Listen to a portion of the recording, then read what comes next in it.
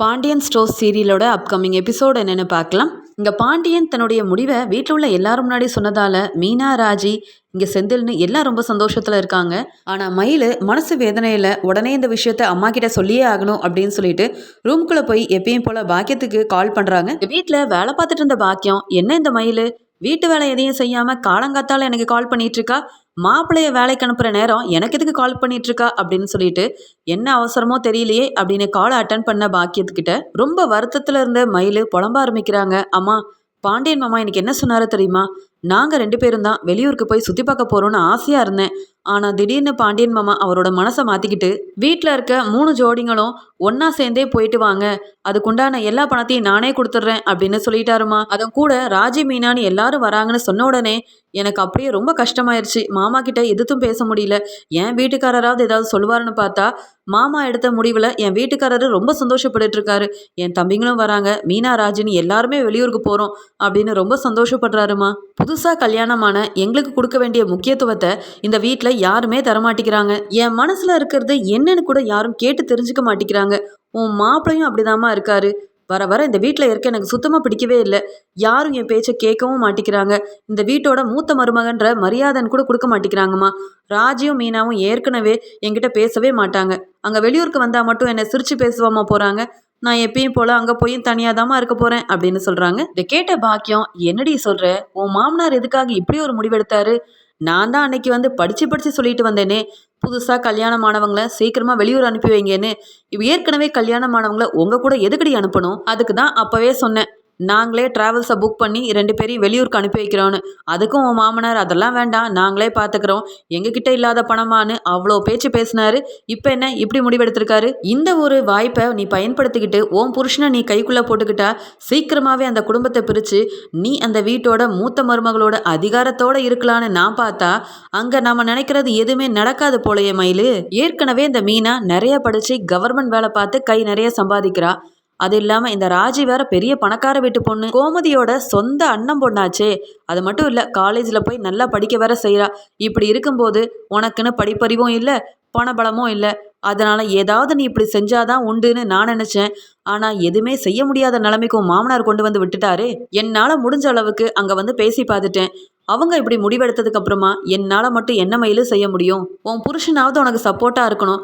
ஆனால் நீ நினைக்கிற மாதிரி உனக்கு ஒன்றும் அப்படிப்பட்ட நல்ல புருஷன் ஒன்றும் கிடைக்கலையே. அப்புறம் என்ன பண்ணுறது?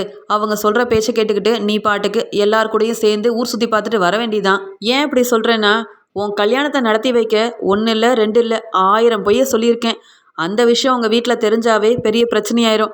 அதனால தான் மறுபடியும் இந்த விஷயத்தில் நான் தலையிட வேண்டாமேன்னு யோசிக்கிற மயில். என்ன செய்யறது? உன் வாழ்க்கை இப்படி தான் அமையணும்னு இருந்தா என்னால் மட்டும் என்ன பண்ண முடியும்? அவங்க என்ன சொல்கிறாங்களோ பேசாமல் அதன்படியே கேட்டு நட அப்படின்னு சொல்கிறாங்க பாக்கியம். உடனே மயில் அழுதுகிட்டே, என்னம்மா நீங்கள் இந்த விஷயத்த உங்ககிட்ட சொன்னால் நீங்கள் ஏதாவது முடிவை மாற்ற முடியுமா அப்படின்னு ஏதாவது செய்வீங்கன்னு பார்த்தா அதெல்லாம் ஒன்றும் முடியாது, நீ கொஞ்சம் அட்ஜஸ்ட் பண்ணி தான் போகணும்னு எனக்கு அட்வைஸ் பண்ணிட்டு இருக்கீங்களே.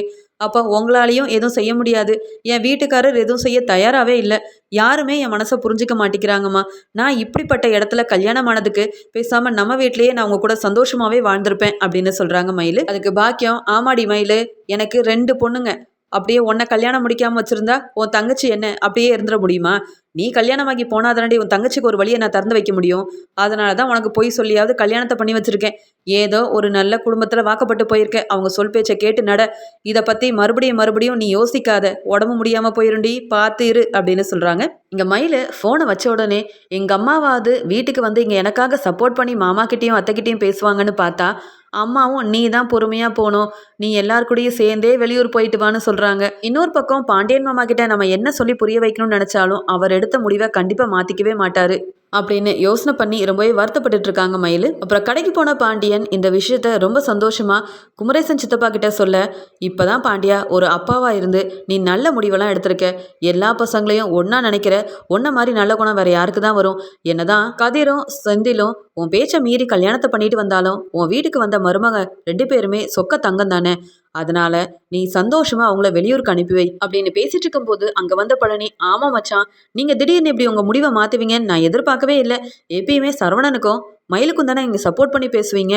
ஆனால் இப்போ திடீர்னு கதிருக்கு, செந்திலுக்கு, அப்புறம் ராஜி, மீனான்னு எல்லாருக்கும் நீங்கள் சப்போர்ட் பண்ணி அவங்களையும் இப்படி வெளியூருக்கு ஹனிமூனுக்கு அனுப்பி வைக்கணும்னு யோசனை பண்ணி பேசுகிறீங்க பார்த்தீங்களா? உங்கள் மேலே எனக்கு தனி மதிப்பே வந்துருச்சு மச்சான். என்னதான் இருந்தாலும் கதிரும் செந்தில் சரவணன் எல்லாரும் உங்களோட பசங்க தானே. நீங்கள் என்ன பிரிச்சா பார்க்க போகிறீங்க? எனக்கு நீங்கள் சொன்ன முடிவில் பரிபூர்ண சந்தோஷம் அப்படின்னு சொல்லி இங்கே பழனி பேசிகிட்டு இருக்க.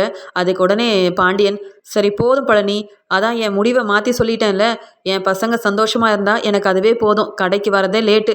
வளவளன்னு பேசிகிட்டு இருக்காம அங்கே கடையில் இருக்க வேலை எல்லாத்தையும் எடுத்து போட்டு பாரு அப்படின்னு சொல்கிறாரு பாண்டியன். அதுக்கு பழனி உடனே, அதானே இப்போதான் நான் கடைக்குள்ளேயே வந்தேன், அதுக்குள்ளே வேலையை பாருன்னு ஆரம்பிச்சிட்டிங்களா? ஏதோ நல்லது சொல்லாமேன்னு பார்த்தா பேசவே விட மாட்டீங்களே மச்சான் அப்படின்னு சொல்லிட்டு அங்கே கடையில் வேலையை பார்த்துட்டு இருக்காரு. இன்னொரு பக்கம் ராஜி வீட்டில் உள்ள எல்லாருக்கிட்டையும் போய் சொல்லிட்டு ஹோம் டியூஷன் எடுக்கிறதுக்காக கிளம்பிட்டு இருக்க. எதிரில் வந்த மயில், ஆமாம் ராஜி, இன்னைக்கு என்ன சீக்கிரமாகவே வெளியில் கிளம்புற? ஆமாம், இன்னைக்கு உனக்கு லீவு தானே, எங்கே போகிற அப்படின்னு கேட்குறாங்க. மயில் இப்படி கேட்ட உடனே முதல்ல ராஜி வந்து பதட்டம் அடைகிறாங்க. அப்புறம் மீனாக்கா சொன்ன மாதிரியே நம்மளும் தைரியமாக இருக்கணும்.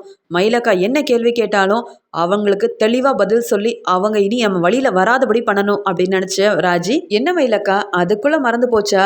நான் தான் கவர்மெண்ட் வேலைக்கு படிக்கிறதுக்காக கோச்சிங் கிளாஸ் போகிறதா மாமா கிட்ட கூட பர்மிஷன்லாம் கேட்டேனே, அதுக்குள்ளே மறந்துட்டீங்களா? அதான் கிளாஸ்க்காக தான் கிளம்பிட்டு இருக்கேன், வேற ஒன்றும் இல்லை. ஆமாம், பேசாமல் நீங்களும் என் கூட வரீங்களா?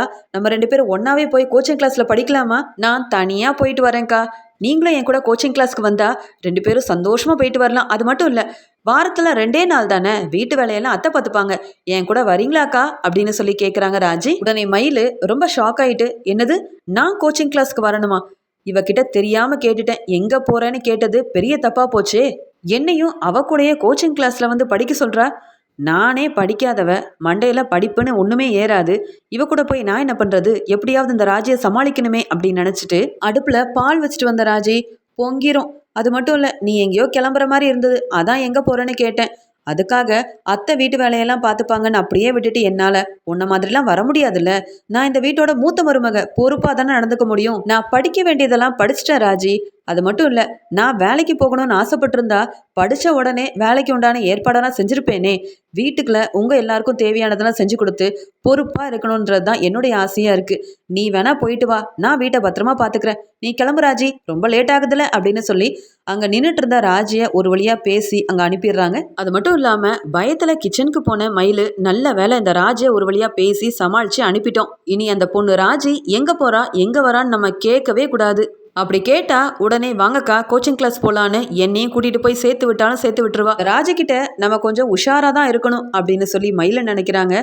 ஆனா உண்மையாவே ராஜி அங்க கோச்சிங் கிளாஸ் போல டியூஷன் எடுக்க தான் போறாங்கன்ற விஷயம் மயிலுக்கு தெரியாததுனால ராஜியை பார்த்து ரொம்பவே பயப்பட ஆரம்பிக்கிறாங்க மயில். இங்க கடையில இருக்க செந்திலும் பழனியும் அங்கே டெலிவரி கொண்டு போய் கொடுக்கறதுக்கு தேவையான பொருளெல்லாம் எடுத்து வச்சுட்டு இருக்காங்க. இதை பார்த்த பாண்டியன், என்ன செந்தில், கொஞ்சம் சீக்கிரமாக தான் வேலையை செய்யுங்க. அங்கே பொருளெல்லாம் கொண்டு போய் சரியான சமயத்தில் கொடுக்கணுமா வேண்டாமா? பொருள் இன்னும் வரலன்னு லிஸ்ட் போட்டு கொடுத்த எல்லாரும் எனக்கு ஃபோனுக்கு மேலே ஃபோன் பண்ணிக்கிட்டே இருக்காங்க. முதல்ல சீக்கிரமாக கொண்டு போ பழனி அப்படின்னு சொல்கிறாரு. பாண்டியன் இப்படி கத்த ஆரம்பித்த உடனே பழனி ரொம்ப பதட்டமாக அங்கே பேக் பண்ணி வச்சுருந்த எல்லா பொருளையும் தெளிவாக எடுத்து கட்டாமல் அப்படியே அவசர அவசரமாக கொண்டு போக ஆரம்பிச்சிடுறாரு. சரி மச்சான், நான் கொண்டு போய் முதல்ல டெலிவரி கொடுத்துட்டு வந்துடுறேன். டே செந்தில், கடையில் இருடா அப்படின்னு சொல்லிட்டு பழனி கிளம்பி போகிறாங்க. இங்கே பாண்டியன் கத்துனதுனாலையும் ரொம்ப பதட்டத்தினாலையும் பொருளை ஒழுங்காக வச்சு கெட்டாத பழனி அங்கே போயிட்டு இருக்கும் போதே பாதியில் எல்லாமே கீழே விழுந்து, ஏற்கனவே மழை பெஞ்சிருந்ததுனால பொருட்கள் எல்லாமே தண்ணீரை விழுந்து எல்லாமே வீணாயிருது. இங்கே பழனி இதை பார்த்து ரொம்பவே பயப்பட ஆரம்பிக்கிறாரு. என்ன இப்படி ஆயிடுச்சு? மச்சான் ஏற்கனவே கடையில் கத்திட்டு இருந்தாருன்னு பதட்டத்தில் ஒழுங்காக கட்டாமல் வச்சுட்டேன் போலையே. மழை தண்ணியில் இப்படி பொருளெல்லாம் விழுந்துருச்சே, எல்லாம் வீணாயிருச்சே அப்படின்னு ரொம்பவே பயப்பட ஆரம்பிக்கிறாரு பழனி. இங்கே என்ன பண்ணேன்னு தெரியல, கடைக்கு இந்த பொருளெல்லாம் கொண்டு போனால் மச்சான் என்ன சொல்வாரோ தெரியலையே அப்படின்னு பதட்டத்தில் இங்கே என்ன செய்யன்னு தெரியாமல் பழனி கலங்கி போய் நிற்கிறாரு. வேற வழியே இல்லை, கஸ்டமருக்கு இந்த பொருள் எதையுமே கொடுக்க முடியாது, பேசாமல் கடையில் கொண்டு போய் மச்சாங்கிட்ட திட்டு வாங்கினாலும் பரவாயில்லன்னு உண்மையை சொல்லிட வேண்டியதான் அப்படின்னு நினச்ச பழனி எல்லா பொருளையுமே எடுத்துக்கிட்டு ரொம்ப விறுவிறுன்னு அங்கே கடை கிளம்பி போக இங்கே பழனி பொருளோட வரதை பார்த்து ரொம்ப கோபமாகறாரு பாண்டியன். என்ன பழனி, என்னாச்சு?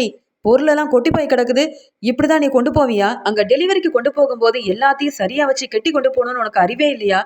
எத்தனை வருஷமா நீ கடையில வேலை பார்க்குற, கொஞ்சம் கூட பொறுப்பு இல்லாம நடந்துக்கிறியே அப்படின்னு சொல்லி வாய்க்கு வந்தபடி திட்ட இங்க பாண்டியன் கேட்குற கேள்விக்கு பதில் பேச முடியாம கண்கலங்கி போய் நிற்கிறாரு. உடனே பழனி, இல்ல மச்சான், நான் சரியா தான் வச்சு கொண்டு போனேன், ஆனா ஒழுங்கா கட்டல போல, மழை தண்ணியில அவ்வளோ பொருள் விழுந்துருச்சு மச்சான். சீனி, பருப்பு, அரிசின்னு எல்லாமே தண்ணியில கொட்டி போச்சு மச்சான். நிறைய பொருள் வீணாயிருச்சு. இப்போ என்ன பண்ணனே தெரியல அப்படின்னு சொல்ல, ஏண்டா பழனி, உன்னை பார்த்து என் பசங்க கத்துப்பாங்கன்னு பார்த்தா நீ இப்படி பொறுப்பே இல்லாம நடந்துக்கிறியே. இப்போ இந்த பொருளுக்கெல்லாம் நீ எனக்கு பணம் தர போற? எவ்வளோ பொருளை வீண் பண்ணியிருக்க பாரு அப்படின்னு சொல்லி ரொம்ப கத்திக்கிட்டே இருக்காரு. உடனே செந்தில், அப்பா விடுங்கப்பா, மாமா ஏதோ தெரியாம பண்ணிட்டாரு. அவர் என்ன வேணும்னா பண்ணியிருக்க போறாரு? இத்தனை வருஷமா டெலிவரிக்கு கொண்டு போறாரு, என்னைக்காவது ஒரு நாள் பொருளெல்லாம் அப்படி கீழே போட்டிருக்காராப்பா? ஏற்கனவே மழை பெஞ்சிட்டு இருக்கு. அது மட்டும் இல்லாம நீங்க திட்டிக்கிட்டே இருக்க போய் தான் பதட்டத்துல பொருளை ஒழுங்கா வச்சு கட்டாம கொண்டு போயிட்டாரு போல.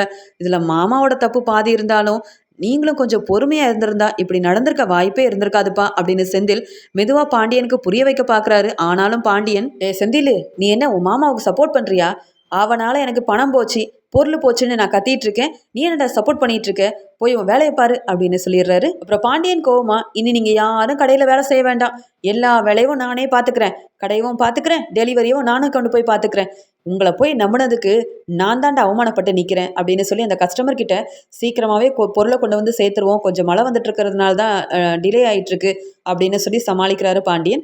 5000 ரூபாய்க்கு உண்டான பொருளை எப்படி வீண் பண்ணிட்டோமே அப்படின்னு சொல்லி பழனி ரொம்பவே மனசு வேதனைப்பட்டு இருக்காரு. அங்கே அது மட்டும் இல்லாமல் பாண்டியன் பேசின பேச்செல்லாம் நினச்சி பார்த்து, மச்சானோட கடையில் இத்தனை வருஷமாக வேலை பார்த்துட்ருக்கோம், ஒரு நாளாவது நான் ஏதாவது தப்பு பண்ணியிருக்கேனா? ஆனால் இன்றைக்கி கூட மச்சான் என்னை புரிஞ்சுக்காமல் இப்படி பேசிட்டாரே, நான் எவ்வளோ வேலை பார்க்குறேன், ஆனால் சம்பளம்னுக்கு மச்சாங்கிட்ட கேட்டதே இல்லை, என்ன புரிஞ்சுக்காமல் இப்படி பேசிட்டாரே அப்படின்னு சொல்லி மனசு வேதனைப்படுறாரு பழனி. உடனே செந்தில் மறுபடியும் வேற பொருளெல்லாம் அழகாக பேக் பண்ணி அந்த கஸ்டமர் கிட்ட கொண்டு போய் கொடுத்து அதுக்குண்டான பணத்தையும் வாங்கிட்டு வந்துடுறாரு. கடையில் வேலை எல்லாத்தையுமே முடிச்சுட்டு பாண்டியன், பழனி, செந்தில்னு எல்லாருமே வீட்டுக்கு கிளம்பி போகிறாங்க. இங்கே வீட்டில் எல்லாரும் ரொம்ப சந்தோஷமாக பேசி சிரிச்சிட்டு இருக்காங்க. ஆனால் பாண்டியனோட முகம் சரியா இல்லை, ரொம்ப உருன்னு ஒரு கோவமாக வீட்டுக்குள்ளே வர, உடனே கோமதி, என்ன ஆச்சுங்க? மதியானம் வந்து சாப்பிட்டுட்டு போகும்போது நல்லா தானே போனீங்க, ஏன் உடம்பு எதுவும் சரியில்லையா? ஏதோ கோவமாக இருக்க மாதிரி இருக்கே அப்படின்னு சொல்ல, உடனே பாண்டியன், அதான் நம்ம கடையில் நல்லா வேலை பார்க்குற 2 பேரை வச்சுருக்கேன்ல, அவங்களால நான் எப்படி சந்தோஷமாக இருக்க முடியும்? ஏதாவது ஒன்று பண்ணிக்கிட்டே இருக்காங்க, தினைக்கும் அவங்களால பிரச்சனை மட்டும்தான் வருது, லாபம்னு எதுவும் வரமாட்டேங்குது, அதனால தான் முகம் கொஞ்சம் வாட்டமாக கோவமாக இருக்கேன், போதுமா அப்படின்னு சொல்கிறாரு. அதுக்கு உடனே மீனா, என்னமாம்மா சொல்கிறீங்க, செந்தில் ஏதாவது தப்பு பண்ணிட்டானா அப்படின்னு சொல்ல, அட செந்தில் இல்லைப்பா, இந்த கோமதியோட தம்பி பழனி இருக்காம்ல, மழை வந்துட்டுருக்கு, கஸ்டமர் வேறு எனக்கு ஃபோனுக்கு மேலே ஃபோன் பண்ணுறாங்க, நீ பொருளெல்லாம் சீக்கிரமாக கொண்டு போய் கொடுத்துட்டு வா அப்படின்னு டெலிவரிக்கு அனுப்புனேன். போகிற வழியில் மழை தண்ணியில் அவ்வளோ பொருளையும் போட்டு இங்கே அரிசி, சீனி, பருப்பு எல்லாமே கொட்டி போச்சுப்பா. அது எல்லாமே ஒரு பெரிய ஹோட்டலோட ஆர்டராக வந்திருந்தது, கிலோ கணக்கில் வாங்கியிருந்தாங்க, எல்லாமே வீணாக போச்சு. நான் என்னவோ கடையில் வச்சு திட்டினதுனால பதட்டமாக சரியாக கெட்டாமல் கொண்டுட்டு போயிட்டேன்னு பழனி வேற சாக்கு சொல்லிட்டு இருக்கான். இதெல்லாம் நம்புற மாதிரியாப்பா இருக்குது? வருஷ கணக்காக டெலிவரிக்கு பொருளெல்லாம் கொண்டு போகிறான், கொஞ்சமாவது பொறுப்பாக நடந்துக்கணும்னு அவனுக்கு தெரியுதா பாரு? சின்ன பசங்க செய்கிற வேலை மாதிரி பொறுப்பே இல்லாமல் செஞ்சு இப்படி எனக்கு நிறைய பொருள் வீணாக போச்சு, பணமும் வீணாக போச்சு, அதனால தான்ப்பா ரொம்ப கோபமாக இருக்கேன் மீனா அப்படின்னு சொல்கிறாரு. உடனே கோமதி, என்னங்க பேசுகிறீங்க? என் தம்பி உங்ககிட்ட சம்பளமே வாங்காமல் எவ்வளோ வேலை செய்கிறான், அவன் என்ன வேணும்னா கொட்டிட்டு வந்திருப்பான், இல்லை வேணும்னே அவ்வளோ பொருளையும் கீழே போட்டு கொண்டு வந்திருப்பானா? என்னங்க பேச்சு பேசுகிறீங்க? அவனுக்கும் பொருளோட அருமை தெரியும், பணத்தோட அருமை தெரியும், அப்படி இருக்கும்போது ஏன் அவனை தேவையில்லாமல் பேசுகிறீங்க? ஏதோ ஒரு தப்பு நடந்து போச்சு, மன்னிச்சு விடாமல் வீட்டில் வந்து அவனை எப்படியே திட்டிகிட்டே இருப்பீங்களா? ஒன்று கதிரை திட்டி அவமானப்படுத்துறீங்க, இல்லைனா உங்களுக்கு கிடைச்ச என் தம்பி அவனை திட்டி அவமானப்படுத்துறீங்க, உங்களுக்கு வேறு வேலையே இல்லையா அப்படின்னு சொல்லி கோமதி இன்னொரு பக்கம் பாண்டியனை திட்டுறாங்க. அதுக்கு பாண்டியன், கோமதி, உன் பசங்களையும் உன் தம்பியவும் நான் ஏதாவது சொல்லிட்டா உனக்கு எங்கேருந்து தான் இப்படி கோவம் வருமோ தெரியல, வாய்க்கு வந்தபடி பேச ஆரம்பிச்சிடுற, கொஞ்சம் பொறுப்பாக நடந்துக்கணும்னு சொல்கிறதுல என்ன தப்பு இருக்குது அப்படின்னு சொல்ல, உடனே அங்கேருந்த மயில், மாமா நீங்கள் சரியாக தான் பேசுகிறீங்க, அத்தை தான் உங்களை புரிஞ்சுக்காமல் பேசிகிட்டு இருக்காங்க, இங்கே மற்றவங்கள விட வயசில் மூத்தவராக உங்கள் தம்பி பழனி இருக்கும்போது மாமா சொல்கிற வேலையை சரியாக செய்ய வேண்டியதானே, பொறுப்பே இல்லாமல் இப்படி நடந்துக்கிட்டா மாமாவுக்கு கோவம் வராதா அத்தை? அது மட்டும் இல்லை, முக்காவாசி கதிர், செந்தில், என் வீட்டுக்காரர்னு எல்லாரும் கெட்டு போகிறதுக்கு காரணமே உங்கள் தம்பி தான். ஏன் அப்படி சொல்கிறேன்னா, காலையிலேருந்து கஷ்டப்பட்டு வேலை செய்கிற எல்லாரும் சாப்பிட்டு முடிச்சதுக்கு அப்புறமா அவங்கவுங்க ரூமில் போய் சந்தோஷமாக படுத்து தூங்குறது தானே நல்லது, அப்படி தானே நம்ம பாண்டியன் மாமாவும் சொல்லியிருக்காரு. ஆனால் உங்கள் தம்பி பழனி அப்படி செய்ய விட மாட்டேங்கிறாரே. இங்கே உங்கள் பசங்க எல்லாரையுமே மாடிக்கு வர சொல்லி நல்லா 1 மணி 2 மணி 3 மணி வரைக்கும் சந்தோஷமாக பேசுகிறாங்க, ஒழுங்காக படுத்து தூங்குறது இல்லை. அது மட்டும் இல்லாமல் இங்கே வெளியிலேருந்து பதார்த்தத்தெல்லாம் வாங்கி யாருக்குமே தெரியாமல் சாப்பிட்றாங்க. இதெல்லாம் என்ன பழக்கம்? ஒரு மாமாவாக இருந்து மாப்பிள்ளைங்களுக்கு நல்ல வழியை காட்டி கொடுக்கணும், தப்பு செஞ்சால் அதை வந்து கண்டித்து நல்ல வழியில் அவங்கள வழி நடத்தணும். ஆனால் இவர் அப்படி செய்ய மாட்டேங்கிறாரு. எப்பயுமே அவர் தனியாக இருக்கிறதுனால என் வீட்டுக்காரர் கூட 2-3 நாள் ரூமில் வந்து படுக்கவே இல்லை, மாடியில் படுத்துக்கிறேன்னு சொல்லி அங்கேயே போயிட்டாரு. இது எல்லாத்துக்குமே காரணம் உங்க தம்பி தான் அத்தை அப்படின்னு சொல்லி தான் மனசுல இருக்க எல்லாத்தையுமே கொட்டிக்கிட்டு இருக்காங்க. உங்க தம்பி நம்ம மாமாவோட கடையில வேலை பார்க்குறாருன்னா பொறுப்பா நடந்துக்கணும். ஏன்னா அவர் மூத்தவர் தானே. கணக்கு வழக்கு தெரியாம, அது மட்டும் இல்லாம டெலிவரி கொண்டு போற பொருளை யாராவது கீழே போட்டு வீண் பண்ணுவாங்களா? அது மூலமா மாமாவுக்கு எவ்வளோ பண நட்டமா இருக்கு, பொருள் நட்டமா இருக்கு. இதெல்லாம் மாமா கேட்டா தப்புன்னு வேற சொல்றீங்களா அத்தை அப்படின்னு பழனிய எல்லாரும் முன்னாடியும் குத்தி காமிக்கிற மாதிரி ரொம்பவே அவமானப்படுத்தி பேசிட்டு இருக்காங்க மயிலு. உடனே பழனி மனசு வேதனைப்படுறாரு. இங்க பழனி மயிலுக்கிட்ட, ஏமா மயிலு, இவ்வளோ நாளா என்னை பத்தி நீ இப்படிதான் யோசனை பண்ணி வச்சிருக்கியா? நான் பொறுப்பே இல்லாதவன், உன் வீட்டுக்காரரை கூட ரூமுக்கு அனுப்பாம நான் உட்காந்து பேசி டைம் வேஸ்ட் பண்ணிட்டு இருக்கேன்னு நான் அப்படிலாம் செய்யணும்னு நினைச்சதே இல்லைம்மா. என் மாப்பிள்ளைங்க கிட்ட பேசுறது எனக்கு பிடிக்கும். அதுக்காக உங்களையும் என் மாப்பிள்ளையும் பிரிக்கணுன்ற எண்ணம் எனக்கு கிடையவே கிடையாது. இப்படி என்னை தப்பா நினைச்சிட்டியேம்மா, இனி நான் அப்படி நடந்துக்கவே மாட்டேன், என்னை மன்னிச்சிடுமா அப்படின்னு சொல்லி கண் கலங்கிக்கிட்டே இங்க பழனி சொல்ல, இதெல்லாம் பார்த்துட்டு இருந்த கோமதி ரொம்ப கோவமா, ஏ மயிலு, என்ன கொஞ்சம் ஓவரா தான் பேசிட்டு இருக்க? என் பசங்க கிட்ட பழனி பேசுறது தப்புன்ற மாதிரி பேசுற? அவன் சின்ன வயசுல இருந்து என் பசங்களை தூக்கி வளர்த்துருக்கான். அவனுக்கே பேச உரிமை இல்லைன்னா இப்போ உனக்கு மட்டும் உரிமை இருக்கா என்ன? இத்தனை வருஷமா பழனி என் கடையில் எல்லா வேலையும் செஞ்சிட்டு இருக்கான். உங்கள் மாமா அவனுக்குன்னு சம்பளம் கொடுத்ததும் இல்லை, இவன் அதை எதிர்பார்த்ததும் இல்லை. அப்படி இருக்கும்போது கடையில் சின்ன சின்ன தப்பெல்லாம் நடக்கிறது சகஜம்தான். அதை என் வீட்டுக்காரர் பார்த்துப்பாரு. இடையில நீ பேச வேண்டிய அவசியம் உனக்கு இல்லை. வீட்டுக்கு மருமகளாக வாழ வந்த நீ எப்படி நடந்துக்கணும்னு முதல்ல என்ன பார்த்து கற்றுக்க. அப்படி இல்லையா பொறுப்பை பற்றி நீ பேசவே பேசாத. இந்த வீட்டுக்கு வாழ வந்த நீ இந்த வீட்டுக்குன்னு அப்படி பெருசாக என்ன செஞ்சுட்ட? ஏதாவது பொறுப்பாக செஞ்சுருக்கியா? ஒன்றும் இல்லைல்ல. தேவையில்லாமல் ஏதோ என் வீட்டுக்காரர் தான் அவரை உரிமையாக திட்டுறாருன்னா நீ இப்படி குத்தி காமிக்கிற மாதிரி பேசி எல்லாரும் முன்னாடி அவனை அவமானப்படுத்திட்டு இருக்க.